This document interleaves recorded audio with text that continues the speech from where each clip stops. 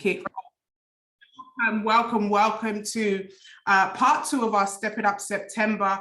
My name is Nikki Sutherland, and I'm going to be hosting tonight's call, of course, tonight's mentorship call. And I believe that we're going to hear a word tonight, leading on from last week where we were looking at our goals. If you were on this call and you completed the homework I gave you, just type goals in the chat, that you wrote out your goals, that you had a look at your goals, that you decided that those were the goals that you were going to go for, and you were not going to allow anything to stop you from those goals. If you were here last week, guys, go ahead. I see you. Goals, goals, goals, goals, goals. Now, the most important thing that we have to understand, guys, when it comes to our goals is very, very simple, that if it was easy, everybody would do it. Are we all in agreement with that? Do we all understand that if it was easy, everybody would have done it? Everyone would have done it by now. It would have been accomplished. So a lot of the time, the goals that's been given to us, and we translate it as goals, but actually it's a vision from God. God has downloaded a vision into your head, into your mind. He's come down and he's downloaded something to you, and it has been to you. My lovely friend, Dr. Marcia, always says this, that your vision that God has for your life was not a conference call. But why is it that we always and forever seek approval, seek somebody else's confirmation, seek somebody else to say, yes, it's okay, for us to feel comfortable with it? I want you to just be transparent with me on the call. If you've ever had a vision, ever had a goal, whether it be for your family, your future, your business, your workplace, a promotion, and you knew that there was a seed of doubt inside of you, and you were seeking approval. We've all been there. We've all asked someone, what do you think? Do you think this is a good idea? Do you think that I should go ahead and do this? Now, I'm not saying we shouldn't seek counsel, but let's be honest, put a 7 in the chat if you have ever sought counsel from someone that you know wasn't qualified to even give you the counsel that you were seeking from. Let's just be honest.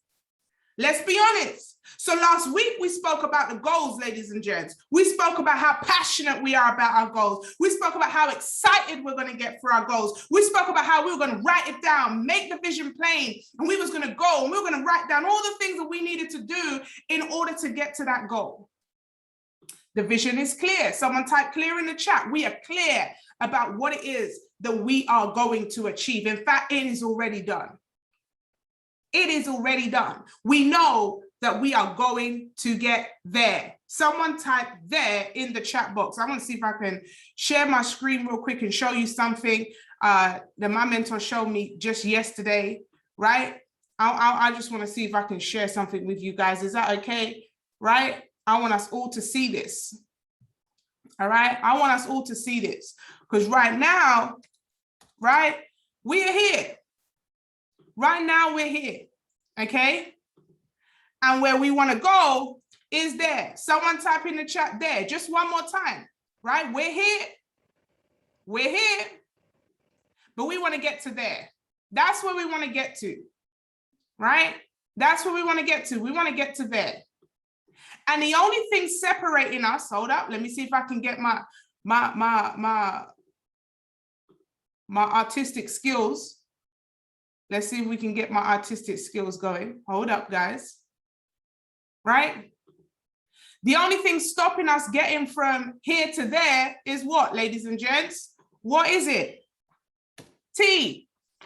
And what does T stand for, guys? Time. Now, what happens in this time, guys, is so vitally important that we understand, because I don't want us to ever believe that we are going to have it plain sailing. This is what happens in this time. Let's go ahead. How many of you know what I'm going to draw? Woo! Woo-hoo! Let's have a look. This is what's going to happen in that time. There is going to be highs and there's going to be lows. There's going to be turbulence. There's going to be situations. There's going to be obstacles. How many of us right now think that our goals are easy? How many of us right now think that it's just going to be so easy that nothing's going to happen? There's going to be no turbulence, no obstacles, that we're just going to get it just like that. In fact, how many of us don't even want the T to be there? We just want to be here, there, here, there, and it's done.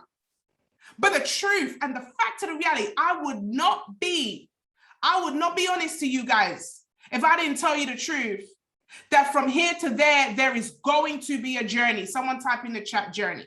There's going to be a journey. There's going to be some obstacles. There's going to be some things that we're going to have to face. There's going to be some highs. There's going to be some lows. But most importantly, in that time, there's going to be some character building. There's going to be some muscles that's been strengthened. There's going to be some situations where we're going to have to pull it out the bag, where we're going to have to, as they say, man up or woman up. There's going to be some times where we're going to have to look ourselves in the mirror. We're going to have to shake ourselves up and say, this will not defeat me, because I know that I'm going to get there. I know that that is the goal. I know that that is where I want to get to. I know that no weapon formed against me shall prosper. I know that I'm going to make this thing happen. I'm going to shake myself up. I'm going to dust myself up. I understand that the bigger the vision, the bigger the obstacle. The bigger the vision. How many of you have big goals on this call? How many of you have big vision, a vision where sometimes the adversary would even laugh because it just sounds so crazy? It sounds so crazy. It sounds completely crazy. I could only imagine. I don't know if you guys know this gentleman, a brother that I know called Nehemiah. And I can imagine when this brother said that he was about to rebuild the walls, that there was some laughing taking place. That there was some people that was like, yo, you're going to rebuild the walls? You're going to do all of that? And they were laughing. They thought it was a joke. What about a brother called Noah? Never seen rain. And he was like, I'm building an ark because I'm preparing for the rain. There's never been rain. But they were laughing at Homeboy's vision because they didn't understand it was a download from God. Let me tell you this, guys. Your vision, your goals, your family, your future, your business, your promotion at work is not a conference call. It has been downloaded to you and for you. I did an Instagram live this week called Shut Your Mouth. And I want to tell you guys to shut your mouth on your goals. Don't tell everybody your goals. Not everybody is for you. How do I know this? This has been going on since the beginning of time, guys. So during Step It Up September, when you're stepping it up, when you're bringing it large, when you're saying that you're going to go here and you're going to do this and you're going to have this, I can imagine when Abraham, and Sarah were like, God is going to provide. We're going to be, Abraham's going to be a father of many, many nations, man, in his 50s, 60s, not seeing nothing. I can imagine people laughing like, hold on, when are you going to start popping them babies? But how many of you know that when God wants to give you, when he wants to birth something on the inside of you, that he's put on the inside of you for a long time, no weapon, no man, no woman can stop the vision that God has for your life. And so I want us to understand, ladies and gentlemen, that whilst you're seeking approval from those that don't qualify to give you advice, you are wasting that middle part of there to here time. Someone type it in. I'm not going to waste no more time. I want us to understand that we're going to utilize that time. Now, I understand that the homeboy Nehemiah rebuilt the walls in 52 days. It was a miracle. Do you think that there was no adversity? Did he do it all alone? This is the next point. Once you understand that there's a goal, that you're going to achieve something, you got to look around and say, who am I going to be doing this with? Who's my team? Who are the people that I know that are going to help me build brick by brick by brick? Who's going to help me rebuild these walls?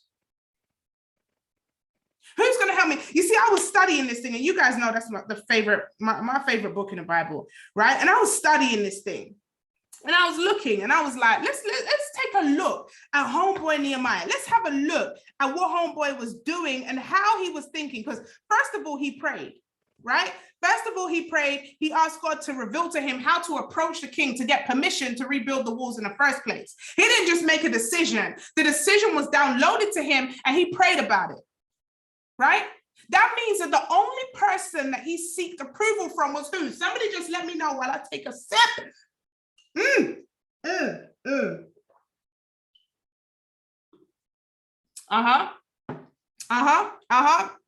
You guys are getting it.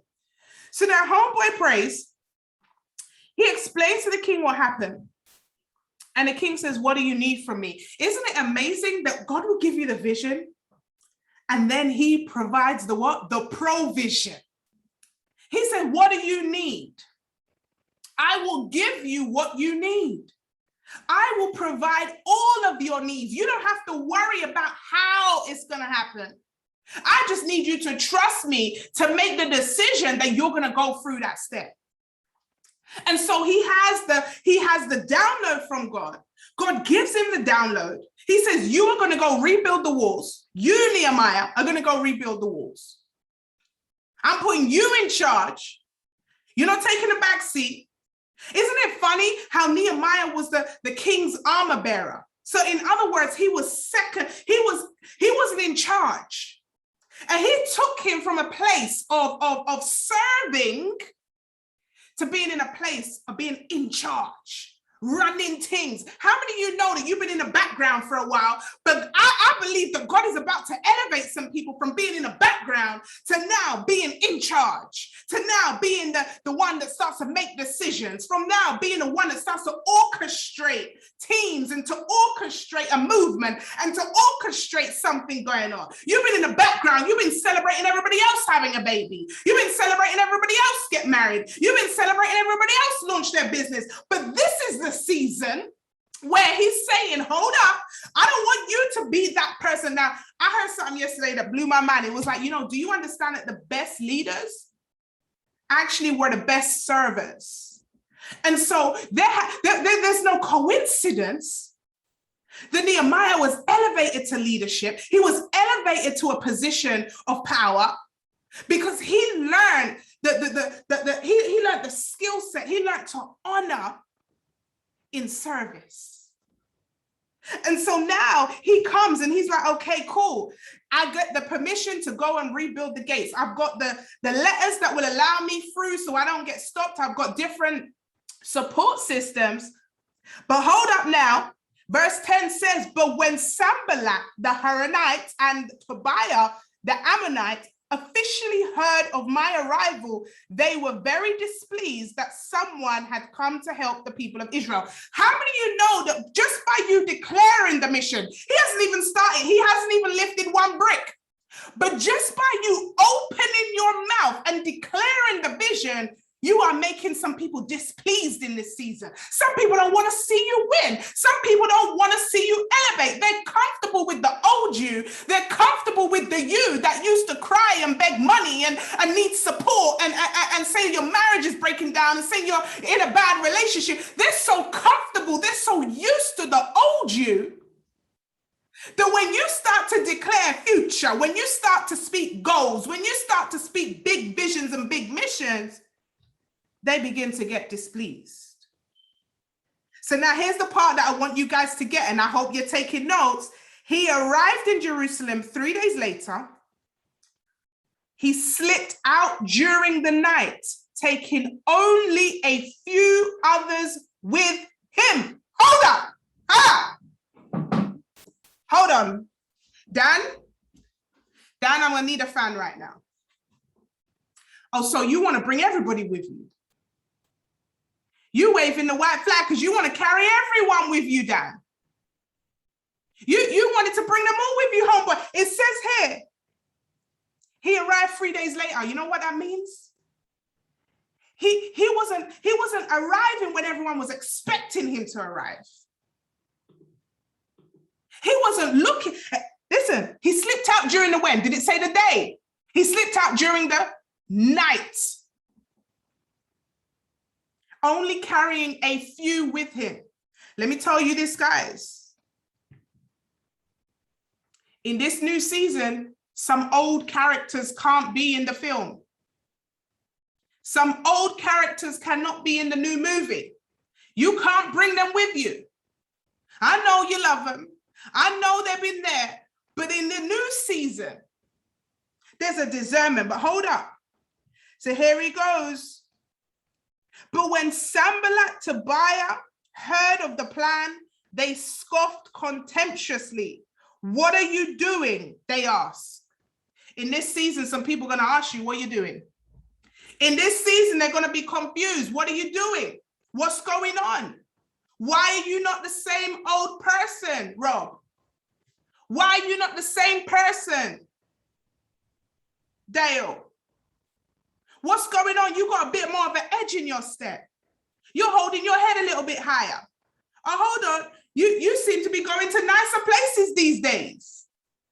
Oh, Dan, you seem to be loved up these days. They're going to be like, what are you doing, bro? You're meant to be in the streets, fam. You're meant to be with the gallop. What's going on? You're all loved up with this woman. What's happening to you? They're going to be confused in this season. Hold up. This is just chapter 3. And now here's the thing. Have you guys ever read the word and you see loads of names and you skip past it? I used to be that person, I'll just be honest, right? And it's like, you know, at the beginning of the word when it says this person begat that person begat that person, and you just skip that part because you're like, yo, these begats, I get it, there's a lining. But I started to look deeper. There's a part, Nehemiah 3, you can see it says that the high priest Elisheb, and he did the sheep gate, and the fish gate was built by Haznasanan and Zadok and Bana, and this one did that gate, and the old city was this gate and that gate. But I started to look at all this stuff. And do you know that, listen, guys, strategically, Nehemiah constructed a team of individuals that were going to look after each separate part of the project. Hold up now. But each person was a person of authority, specifically handpicked for the reason, for the purpose of the mission. These were no joke people. You have high priests. You have leaders of districts. You have people. I want you to understand, guys, that this is a season where you've got to be very specific with the company that you keep. You have to be very specific with the type of people that you let into your life, into your projects, into your future, into your focus. You got to be very specific, the type of people that you allow to interfere in your marriage, to come into your household, to look after your kids, to be around your money. You have to be very, very specific who you choose around you. Because that's going to be a big determining factor on how quickly those goals are achieved. So boom, here we have it now. Verse 4, Sanballat was very angry when he learned that we were rebuilding the wall.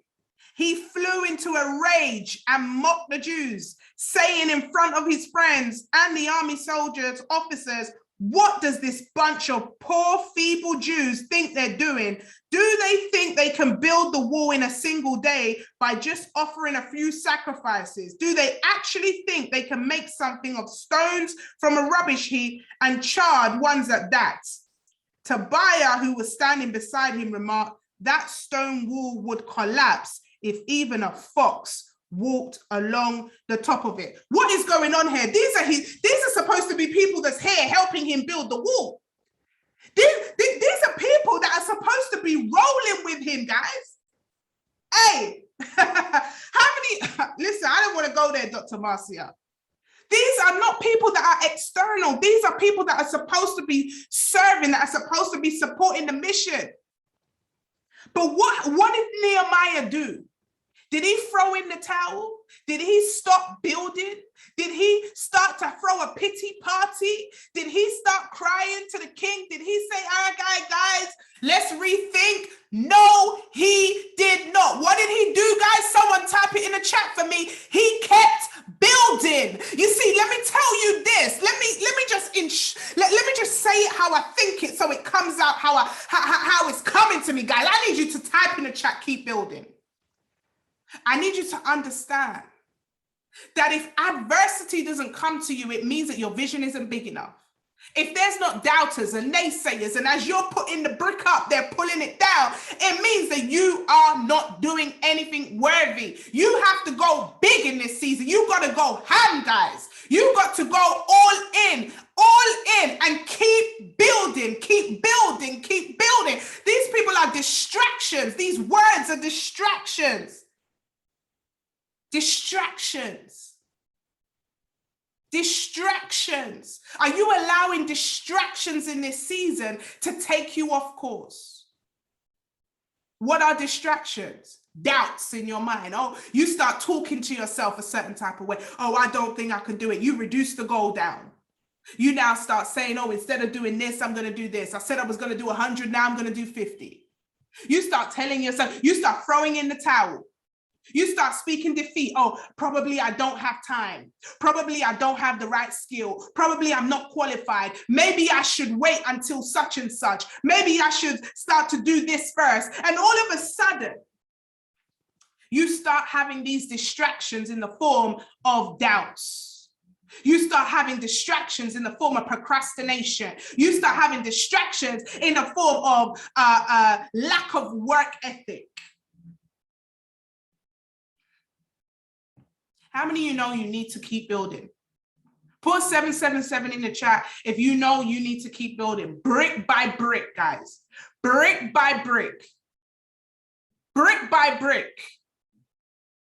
This is not a time for distractions, ladies and gents. So it says here that guess what happened after this? After this, some of the people started to complain. The workers began to get tired. They began to say there's too much rubble. All of a sudden, the negativity. Can you see what happens, guys? Negativity does what? Rubs off. If you hang around negativity too long, guess what happens? It starts to rub off. So now the loyal soldiers, now the ones that were working, all of a sudden begin to feel tired. It's just like the Adam and Eve situation in the garden. They didn't know they were naked, but until the snake came along and was like, eat the apple, all of a sudden they begin to notice certain things. So here we are now, the workers start saying they're tired. Like, oh, Nehemiah, I don't think we can do this. I don't think the rubble, I don't think we can do, oh, this mission is too big. Nehemiah said, we prayed, protected ourselves, and did what? Kept on building. You see, what I love about Nehemiah, he failed to get allow any distractions to stop him from the main mission. The main mission of rebuilding those walls. We know it was rebuilt in 52 days, guys, but I want you to understand the adversity that was coming against this man. I want you to understand the negativity that was coming towards him, and he kept the main thing. I'm going to keep on building. Meanwhile, the enemies were saying, before they know what's happening, we will stoop down and kill them and end their work. The Jews who live near the enemy came and told us again and again, they will come from all directions and attack us. So at first they use their words. When the words can't come, then they come to attack physically. Almighty. How many of us have known that the enemy comes? It will come and attack physically. Where? Physically, in your mind. It's going to come in your finances. How many of you made a goal and then all of a sudden there's an attack on your finances? All of a sudden there's an attack on your health. All of a sudden there's an attack on your children. All of a sudden there's an attack. They can't come one angle, so they're going to come around the next way. We have to expect it though. We have to. You couldn't catch us with your words. You wanted to catch me spiritually. You realized the spirit was too strong. So now you want to attack the finances. Now you want to attack the health. Now you want to attack the freedom. Now you want to attack the people. But what did Nehemiah say, guys? Nehemiah said, I placed armed guards behind the lowest part of the wall where it was exposed. I stationed the people to stand to guard by. And guess what he did, guys? Guess what Nehemiah did? He kept on doing what, ladies and gentlemen? What was he doing despite now being told they're going to come for our lives? They're going to come kill him. Someone type in the chat for me. He kept, yes, that's right, Samantha. He kept on building. He called together the nobles and said, rest of the people and the rest of the people, and said to them, don't be afraid of the enemy. Remember the Lord who is great and glorious and fights for your brothers, your sons, your daughters, your wives, and your homes. When our enemies heard that we knew of their plans, that God had frustrated them, we all returned to our work on the wall. So guess what, guys? You see, the funny thing is about the enemy. The funny thing is about the enemy is this: they can't touch you. The only person that can stop you from achieving your goals is you. They can throw their words, they can bring forth attacks, but you are the only one that can stop yourself from achieving the goals that you've set for yourself. He kept on building. The leaders stationed themselves behind the people of Judah who were building the wall. The laborers carried on their work with one hand supporting the load and one hand holding a weapon. Sometimes you got to build and protect. Sometimes you got to shift the strategy a little bit. You see, the goal's still the goal, but maybe we need to do a little shifting. Maybe we need to just realign ourselves. Maybe we need to just look at the strategy a little bit. All the builders had a sworded belt on their side. Wait for it. Wait for it, guys. During this time, none of us, here we go now, here we go, because you thought you were doing this alone. No, during this time, none of us, not one, nor my relatives, servants, guards who were with me, ever took our clothes off. We carried our weapons with us at all times. Even when we went for water, we kept building. Now, I'm going to end it there, guys. If you guys want to understand the rest of the story, go ahead and check it out. But the bottom line is 52 days, the wall was built. As was said, it was written, it was done, and it couldn't be undone. Why? Because the strategy behind Nehemiah was focus. Focus. I'm going to avoid all distractions. So if you was here last week, you wrote down your goals. You put down all the things that you have to do on a daily basis to achieve that goal or to get closer to that goal.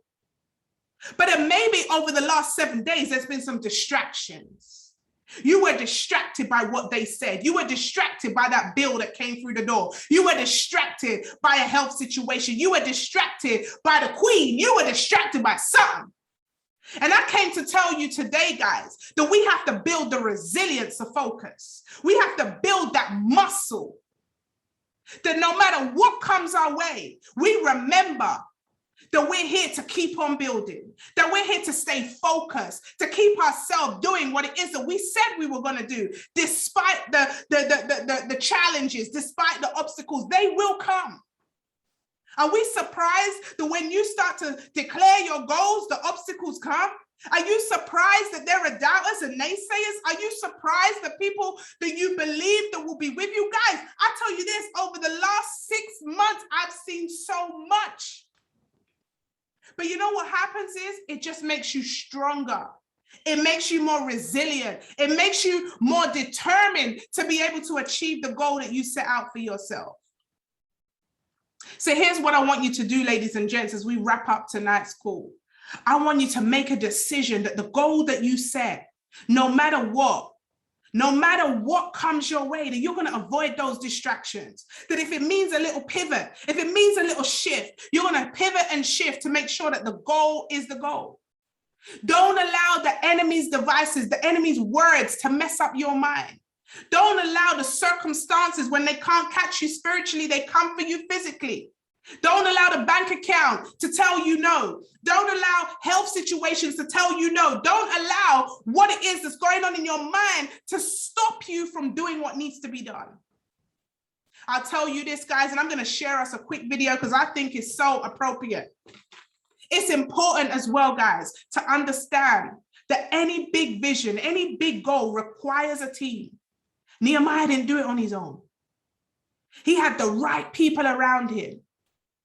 He had the right people, hard workers, people that had vision, people that understood the assignment. You got to surround yourself with people who understand the assignment.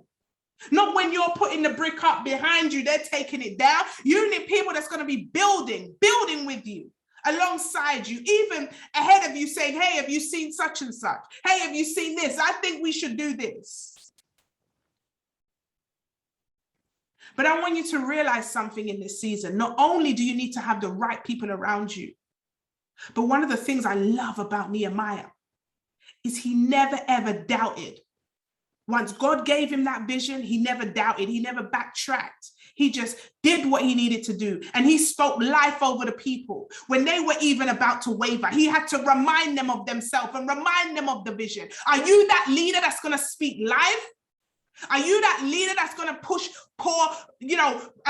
excitement and love and remind people of the vision? Or are you having a pity party? Are you saying there's not enough time, that we're running out, that this is too heavy, that we can't do this?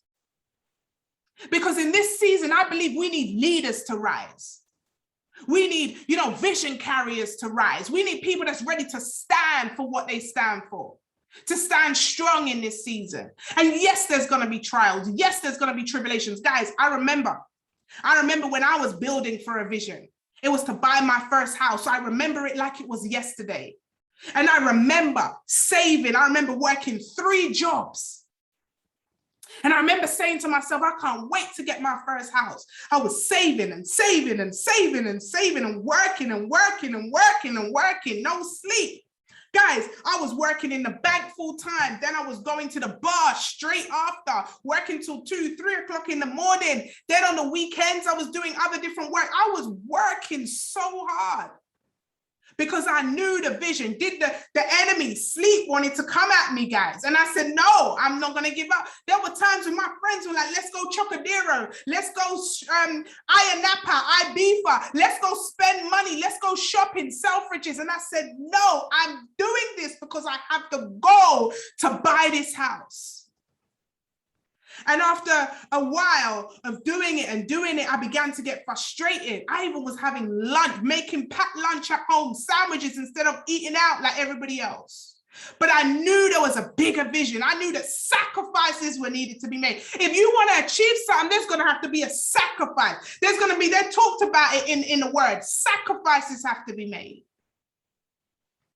And eventually, guys, I was able to buy that house.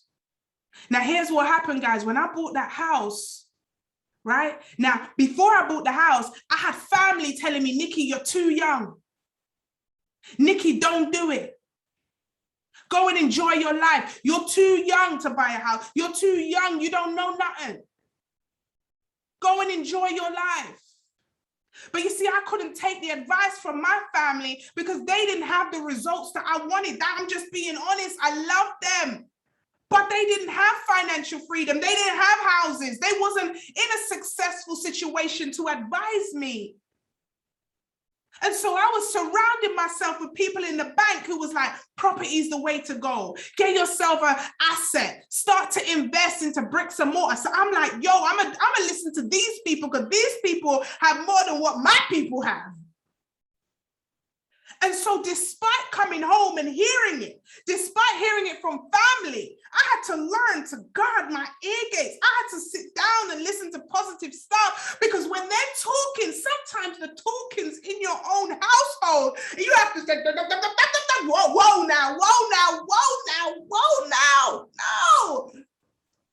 Sometimes you just have to say enough is enough. Let me just go into my little room and just put on some positive stuff. Let me go hear this stuff. Because I can't listen to negativity. I can't be a part. I can't participate in doubt. I can't participate in lack conversations.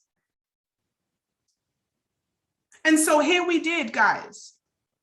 By the age of 21, £1 million property portfolio. Now, I'm not saying that to boast. I'm saying that there was adversity within that. I'm saying that there was people literally sowing seeds of doubt to the point where I was doubting myself, to the point where I was like, yo, should a girl like me come into this type of stuff? There was so much doubts happening. But you see, when God gives you a vision, he makes provision. When he puts the seed on the inside of you, he's going to put the right people around you. He put those people in the bank around me to guide me. And I had to be coachable and teachable. So are you coachable and teachable to who God has put in your life? Are you actively making decisions? Because we talk about Paul passing over opportunities repeatedly. But are you passing over opportunities repeatedly?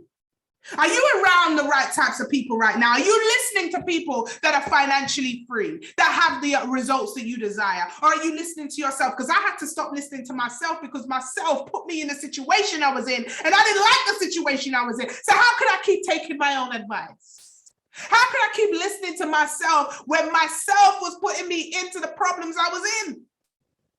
And so we have to be careful that the blessings and not being blocked by us, that we are not the weapons formed against us. That God is not putting people in our life and we're turning away and pretending not to hear it. That God is not aligning us around certain environments, around certain opportunities. You know, I almost nearly lost my own husband because I thought, oh, no. I was blocking my blessing. Some of us are blocking our own blessing. So here's how we summarize this. Adversity will come, but we choose to adapt, overcome, and win. We may have to shift. We may have to move a little bit. There may be a little bit of wiggling that has to happen, but the goal is the goal. We're not going to block our blessing. We're going to surround ourselves with positivity. We're going to make sure that any negativity is eradicated from us because they're distractions, and we understand that negativity rubs off sometime. And when it rubs off, we start to come out with, we start saying this type of stuff.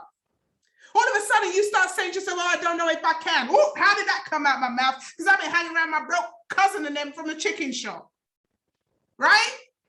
So we now have to make sure that we're intentional about who we're around. Start to build your team. Who's the team that's going to be around you? Who are the people you're going to call about marriage? Who are the people you're going to call about business? Who are the people you're going to hang around in the workplace? Begin to be very strategic with the people that you're around. And be ready, guys. So when the adversary comes, when certain things come, you know that you're already prepared for it. He said he was building with one hand and he was defending in the other. Don't let no one trick you out of your position. Don't let no one trick you out of your goals and your future. God gave it to you. And your goals, your vision is not a conference call, ladies and gents. So I'm going to stop the recording and then I'm going to play this clip for you, around making sure you have the right team around you and also making sure you have the right coach around you, because that's part 3 next week. When we're going to talk, guys, next week, we're going to really talk about having the right mentorship and being a student to the game. And I'm going to elaborate on how I was really a student to the game to be able to achieve what it was that I achieved by the age of 21. But I want to show you this clip, guys, so we can really get ourselves prepared for the week.